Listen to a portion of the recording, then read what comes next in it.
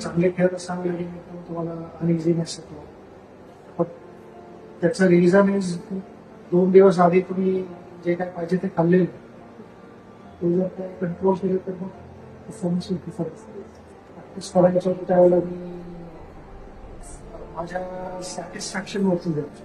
बरेच आहेत की आहे ना, मी आज 50 बॉल खेळणार, मी आज नुसते 25च बॉल खेळणार किंवा 100 बॉल खेळणार. मला असं होतं की जोपर्यंत मला मी सॅटिस्फाईड नसाय तोपर्यंत प्रॅक्टिस करायचो.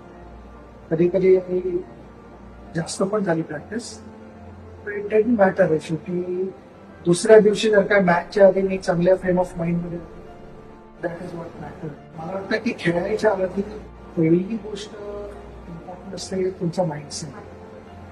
माइंडसेटच बरोबर नसेल तर तुमचा परफॉर्मन्स होणार नाही. त्यामुळे मी भरपूर माइंडवरती फोकस करायचो. जर काय माझं माइंड चांगल्या स्पेसमध्ये